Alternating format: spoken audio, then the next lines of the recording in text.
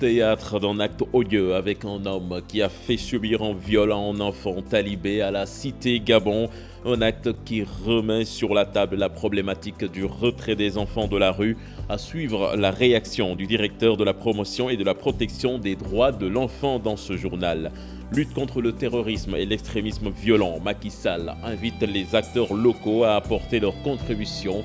Le chef de l'État a présidé ce matin la 4e édition du comité de haut niveau sur le chantier paix et sécurité dans l'espace UMOA. Et puis Niassane, à moins de 24 heures de la célébration du Gamou, la cité religieuse commence à refuser du monde. Le comité d'organisation dresse son satisfecit à l'État sur les engagements pris. Voilà le sommaire de ce 20h. Tout de suite, le développement.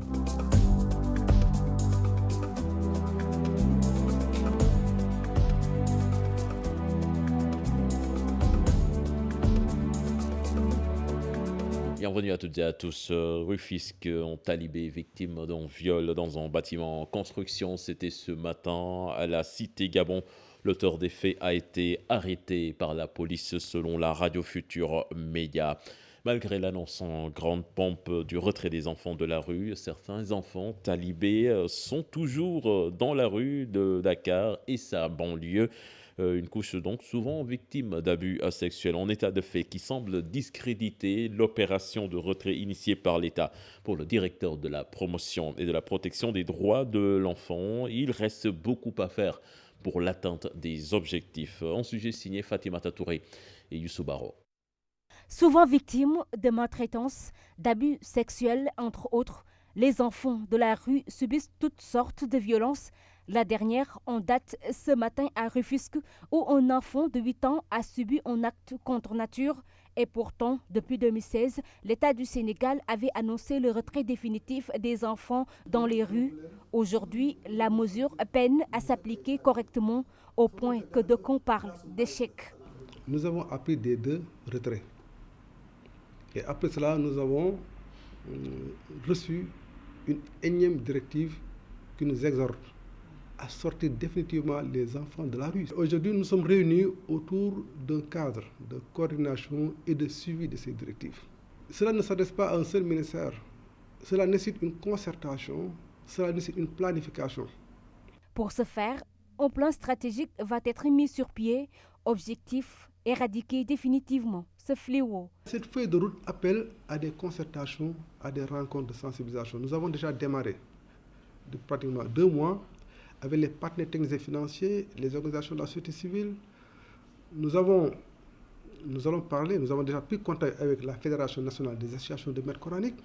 Nous allons rencontrer l'ensemble des élus locaux. Nous allons rencontrer des chefs religieux. Madame la ministre va rencontrer les institutions, l'Assemblée nationale, le Conseil. Le directeur de la promotion et de la protection des droits de l'enfant soutient que depuis 2016, 1500 enfants ont été retirés des rues. Le premier retrait, c'était 1585 enfants. Donc il y avait pratiquement près de 600 Sénégalais, 400 Bissau-Guinéens, donc des Gambiens, des Maliens, des Guinéens, de la République de Guinée, donc des enfants de la sous-région.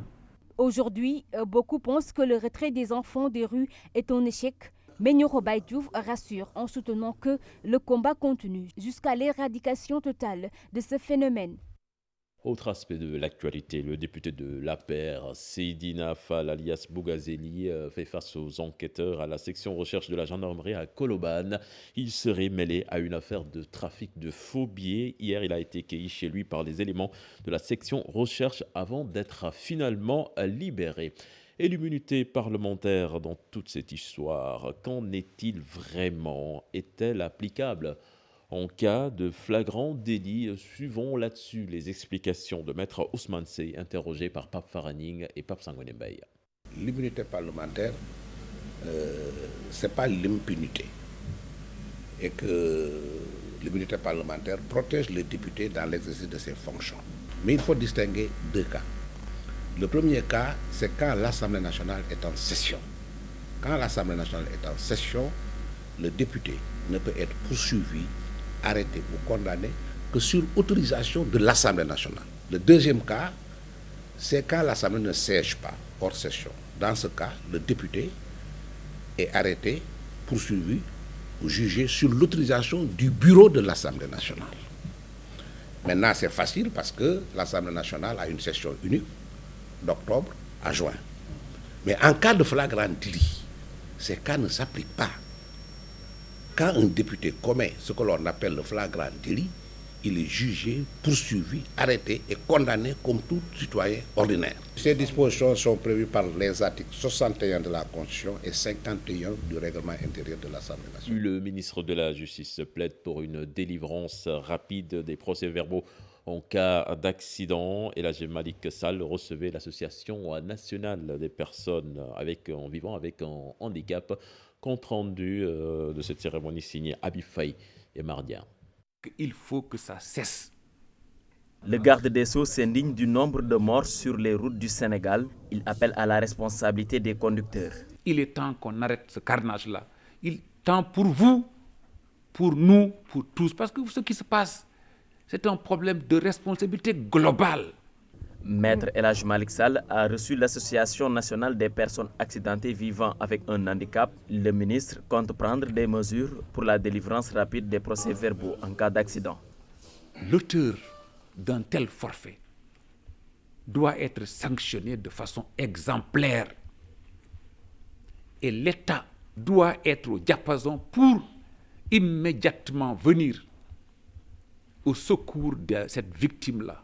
Venu plaider en faveur des victimes, le président se réjouit des engagements pris par le ministre. Beaucoup de citoyens sénégalais, beaucoup de victimes perdent leur vie avant l'opération et après l'opération, faute de moyens, causés par des procédures, des PV.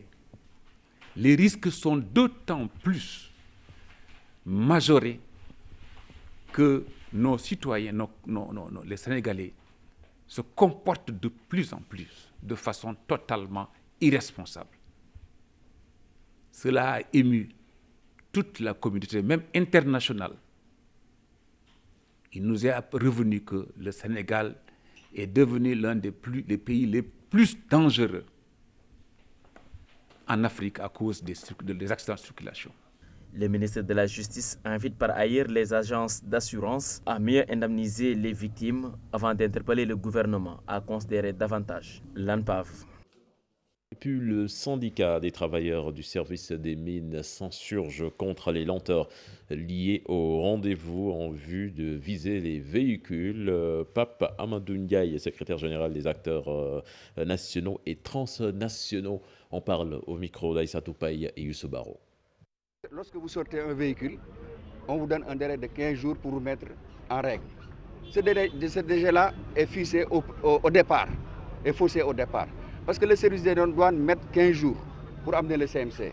Les rendez-vous, on vous le donne dans 10 jours, donc c'est 25. Et le traitement qui ici au service des mines qui est d'une semaine. Ce qui fait que vous avez un délai de 33 jours, alors que les services compétents ne vous donnent que 15 jours. Donc il y a un rallonge de 17 jours. Le délai est de 15 jours pour un véhicule non immatriculé et de 30 jours pour un véhicule que vous avez acheté. Vous disposez de 30 francs pour réimmatriculer votre véhicule. Ce sont des délais qui ne peuvent pas être tenus. Ce n'est pas possible. Donc nous demandons aux autorités de raccourcir ces délais-là. Nous demandons aussi la suppression des rendez-vous ici pour contrôle technique. Parce que nous constatons que le délai qui était imparti n'a pas encore baissé. Il reste toujours de 10 jours à 11 jours suite à la demande de rendez-vous. Nous demandons aussi au directeur général des douanes de veiller à ce que le délai d'envoi des CMC, des certificats de mise à la consommation, soit raccourci. Nous demandons aussi la mise sur pied d'un service d'accueil. Et puis le Sénégal sera bientôt doté d'une stratégie nationale de l'état civil, un nouveau dispositif pour mettre fin aux problèmes notés dans l'enregistrement des naissances. Et le directeur de l'état civil soutient qu'avec cette numérisation, les données seront beaucoup plus fiables. Maïmouna Ndiaye, Diafaraba pour plus de détails. Le constat est là où au Sénégal, beaucoup de populations souffrent d'un problème lié à l'état civil. Enregistrement à la naissance pas souvent fiable. C'est ce qui motive ces différents acteurs à harmoniser les données, passer au numérique. Il y a le core groupe, les partenaires techniques financiers qui sont au Sénégal, qui vont accompagner l'état civil. Il y a le programme de l'Union européenne de 19 milliards qui permettent d'informatiser les centres d'état civil. On vient de faire la mise à jour de la cartographie. On a sillonné tous les centres d'état civil du Sénégal, les 585 centres. On a envoyé des missions à l'étranger, à Paris, à Casablanca, à Abidjan, en Côte d'Ivoire, mais aussi à Milan, pour avoir une situation de référence, pour aller régler cette question de gouvernance des centres d'état civil. Cette nouvelle stratégie va également alléger les procédures. Ce n'est pas normal qu'aujourd'hui, pour avoir un acte, il faut se déplacer, faire des kilomètres, ou bien perdre énormément de temps pour l'acquérir, alors qu'avec la digitalisation, on peut l'avoir sans faire certains efforts en termes de perte de temps et d'argent. Il y a une urgence de régler cette question d'état civil du Sénégalais. C'est une question de volonté et de détermination. Je pense que vous avez vu qu'il y a une mobilisation des acteurs autour du projet, autour du programme. Les groupes thématiques, avec tous les partenaires techniques, vont travailler pour avoir des orientations claires et un plan d'action budgétisé qui permettent de dérouler. D'ici 6 mois, ces experts pensent pouvoir terminer tous les travaux pour le grand bonheur des Sénégalais. Parlons santé à présent, avec le cancer du col de l'utérus qui est bien présent à Kaffrine. Et pour contrecarrer le fléau qui, selon le médecin-chef de la région, commence à prendre des proportions inquiétantes, ce sens des 120 sages-femmes de la région ont bénéficié d'une formation de 2 jours sur le dépistage et la prise en charge de la pathologie. Pour rappel, à Koungheul, sur les 6 000 femmes dépistées, plus de 200 sont atteintes du cancer du col de l'utérus. Oumar Ndiaye.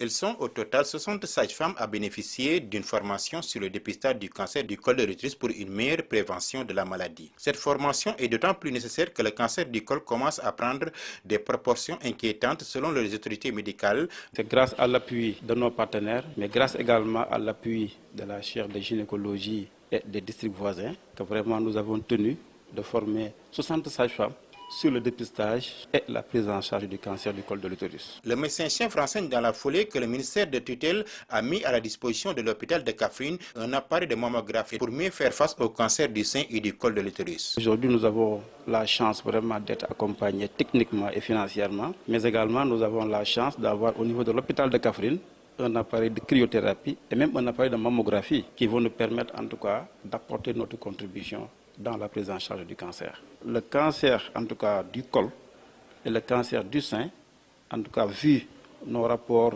nosologiques, ces cancers-là commencent en tout cas à attirer l'attention et méritent des actions comme celle-là, la formation, qui est vraiment la première activité de prévention. Sur les 120 sages-femmes que compte la région, 60 ont bénéficié de cette session grâce à l'appui de l'USAID, mais l'objectif de la région médicale est d'élargir la formation à la moitié restante d'ici 2020. Puis le ministère de la Culture rend hommage aux militants de la culture africaine. C'était à l'occasion de la 17e édition de la Foire internationale du livre et du matériel didactique de Dakar. Aïssatou Gueiba. De la poésie et des chants qui font le bonheur du grand public, des personnalités culturelles mises au devant de la scène, une symphonie qui vient renforcer la place de la littérature dans la conservation des valeurs, un énième hommage du ministère de la Culture rendu à 6 militants de la culture africaine. Ils méritent que nous les prenions par exemple, surtout pour la jeunesse. Je voudrais d'abord nommer Mme Djelen Bassa, Madame Fatki Nessen, M. Murtala Diop, M. Maguey Touré, le grand doyen Zakramba, en les remerciant d'avoir accepté de servir de lampe qui éclaire notre voie, en les félicitant au nom de son Excellence, M. Macky Sall, président de la République du Sénégal, protecteur des arts et des lettres, et au nom du Sénégal, notre chère patrie. Un trophée rendu à chacun de ces militants de la culture, une fierté pour Fatou Kinessen. Toute la corporation qu'on a honorée à travers ma modeste personne. Et je dédie ce trophée, en tout cas, à toutes et à tous les journalistes culturels du Sénégal et d'Afrique. Je ne m'attendais nullement à cet honneur comme fait aujourd'hui. La 17e édition de la Foire internationale du livre et du matériel didactique de Dakar, axée sur le livre et la citoyenneté cette année. Des expositions de livres de différents écrivains sont prévues. Un rendez-vous fixé du 21 au 26 novembre 2019 au CICES. Merci à vous, Aïssatou Gueye-Ba. Je vous l'annonçais dans les titres de cette édition. À Ndiassane, le Gamou se prépare activement. Les pèlerins commencent à converger vers la capitale de la Khadria. Tout est fin prêt selon le comité d'organisation et les engagements pris par l'État respectés. Cher Anta Diop, c'est Ilatir. Ndiassane s'apprête à célébrer le Gamou après Tivaouane. Déjà, la capitale spirituelle de la Khadria commence à faire le plein à 24 heures du Gamou. Le comité d'organisation est à pied d'œuvre pour mettre les hôtes dans de bonnes conditions de séjour. Selon le coordonnateur de la cellule de communication du Gamou, tout est fin prêt. Les engagements pris par le gouvernement sont bien respectés. Pratiquement tout est fin prêt dans l'exécution de tous les engagements que les services techniques ont pris au niveau des différentes réunions. On peut approximativement dire qu'à 70% ou bien à 80%, les engagements ont été exécutés. Pour cette année, on n'a pas rencontré de problème majeur parce que les gens ont pris les devants très tôt. Vu les problèmes de l'année dernière, on a anticipé sur les manques d'eau que pourrait subir cet événement cette année. Le choix du thème du Gamou n'est pas fortuit. La problématique de la crise des valeurs, diagnostics et solutions selon le modèle Al-Kuntiou sera débattue. Cette année, on a jugé nécessaire de sortir un thème d'actualité qui gangrène aujourd'hui la plupart de nos sociétés. Actuellement, on est dans un monde où il y a beaucoup de déperdition, beaucoup de déprédation des mœurs. Pour cette 136e édition du Gamou de Ndiassane, de nombreux fidèles sont attendus. Ils viennent des 4 coins du pays, de la sous-région et d'ailleurs. Cher Anta Diop, la 4e réunion du comité de haut niveau sur le chantier paix et sécurité dans l'espace UEMOA. Le chef de l'État, en qualité de président du dit comité, estime que les États doivent aller vers des solutions adaptées et durables. Il a par ailleurs invité les acteurs locaux à apporter leur contribution dans cette lutte contre le terrorisme et l'extrémisme violent. Macky Sall, que je vous propose d'écouter au micro de Seynou Thiam et Ahmadou Bamba Samb. Le combat contre le terrorisme et l'extrémisme violent est une action de longue haleine qui nécessite de la part des États des réponses adaptées et durables. Les acteurs locaux doivent également y contribuer. Je me félicite de l'organisation des concertations sur la paix, la sécurité et le développement dans les régions frontalières qui se sont tenues à Sikasso et dont les conclusions ont été portées à notre attention. Il nous faut multiplier toutes les initiatives et faire preuve d'anticipation en vue de préserver la paix et la sécurité dans notre espace communautaire. Pour conclure, je voudrais réaffirmer l'engagement du comité de haut niveau sur le chantier paix et sécurité à œuvrer à la consolidation et à l'élargissement des acquis dans la mise en œuvre de notre politique commune. Actualité internationale qui nous mène en RDC, en Afrique du Sud et en Guinée, avec les manifestations contre un 3e mandat d'Alpha Condé qui se poursuivent. C'est avec Aïssatou Gueye-Ba. En Guinée, les manifestations continuent. Encore une personne tuée par un jet de projectile et 3 policiers blessés lors d'une expédition punitive dans la commune de Ratoma, selon les autorités. Selon le gouverneur de Conakry, cette marche du Front National de Défense était autorisée, mais sur un autre itinéraire que celui emprunté par les manifestants. Une affirmation que conteste le chargé de communication du Front National. Les autorités ne nous ont pas répondu dans les 48 heures qui suivent. Un autre point de divergence, celui des premières lancées de pierres vers les autorités. Plusieurs responsables du Front National auraient également été arrêtés dans l'intérieur du pays en marge d'une autre manifestation. Plus de 300 vols annulés ce vendredi 15 novembre par la compagnie aérienne South African Airways en Afrique du Sud.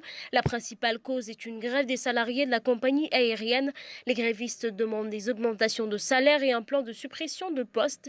Selon les syndicats, la compagnie aérienne prévoit de renvoyer près de 18% de ses effectifs, c'est-à-dire presque un employé sur 5. Selon nos confrères de la RFI, la compagnie est en grande difficulté financière, ce qui explique sa décision de supprimer des postes, une difficulté financière qui résulte de la mauvaise gestion et de la corruption sous le règne de l'ex-chef d'État Jacob Zuma. Des discussions ayant temps suspendu devraient reprendre demain entre direction et syndicats. Les pharmaciens de la République démocratique du Congo alertent sur le désordre dans la vente de médicaments qui prévaut au sein du pays. Les pharmaciens congolais exigent que les commerçants malhonnêtes soient exclus du secteur. Les pharmaciens menacent de descendre dans la rue s'ils n'obtiennent pas de réponse satisfaisante du gouvernement. Voilà, la page des sports que nous démarrons avec du football. Les Lions du Sénégal qui ont effectué aujourd'hui leur premier galop d'entraînement à Eswatini pour ce match comptant pour la deuxième journée des éliminatoires de la CAN 2021 avec comme grande attraction El Hadji Ousseynou Diouf. Certainement, nous y reviendrons dans nos prochaines éditions. La 14e édition de l'Open du Golfe du Sénégal se joue actuellement à Saly et à Dakar. Les organisateurs ont toutefois en ligne de mire des JOJ. Des explications de Baïdi Agne, le président de la Fédération sénégalaise de golf, au micro de Pape Faraning et Pape Sangoné Baye. Cette année, nous avons choisi, même si nous avons chez les professionnels des pays comme la Gambie, la Sierra Leone et quelques autres pays qui professionnels golfeurs sont venus, nous avions voulu donner de cette édition peut-être une plus grande chance aux professionnels sénégalais. Cet événement à venir concerne plus les jeunes. Mais l'Open s'est bien préparé. Il est en train de se dérouler. Les professionnels ont joué ces 2 derniers jours à Dakar. Ils sont en train de jouer à Saly. Pour l'instant, il se trouve que c'est même un Sénégalais qui est devant. Nous avons nous-mêmes engagé depuis quelques années, avant même que les Jeux olympiques de la jeunesse ne soient attribué au Sénégal, de développer tout ce qu'il s'agit d'académies de sport pour les jeunes, donc la préparation des jeunes. Et c'est ainsi que nous avons signé, même avec l'UASU, pour que le golf soit présent dans certains établissements, et publics et privés. Une fois n'est pas coutume, nous allons parler de badminton. 5 joueurs sénégalais de cette discipline sont de retour de la Chine avec médailles et connaissances approfondies. Ils ont participé à un stage qui, espèrent-ils, vont leur permettre d'être parmi les meilleurs en Afrique. Cher Sadibou Diarra, Gervais Yao. Le badminton sénégalais, toujours en quête de connaissances et de progression. Une délégation de 5 joueurs revient tout juste du pays dominateur de la discipline, la Chine. Elle a pris part à un stage de perfectionnement. Le but du stage, c'était de renforcer les techniques de badminton et les bases aussi pour les entraîneurs et les joueurs. Les Sénégalais étaient très disciplinés, donc ils ont pu remplir leur mission lors du stage. Les joueurs sénégalais de badminton se sont également bien comportés dans les compétitions avec 3 médailles récoltées. Presque chaque semaine, on organise des compétitions où le Sénégal s'est illustré à plusieurs reprises, donc cause pour laquelle on a pu remporter plusieurs trophées et des médailles aussi. Il y a une compétition où on a gagné un trophée et les 2 autres compétitions on a remporté des médailles. Une expérience qui fouette l'ambition des bénéficiaires. Ils veulent plus de compétitions au plan national et surtout international. C'était une formation de haut niveau qui nous a permis à savoir quand même notre niveau en tant que Sénégalais dans les pays d'Afrique. Première étape pour tester leurs acquis, le tournoi dénommé Coupe de l'ambassadeur de la Chine, le 1er décembre prochain au Stade Marius Ndiaye. Merci à vous, cher Sadibou Diarra. C'était le dernier élément de ce journal. La suite de Soir Info, c'est avec vous, Aram.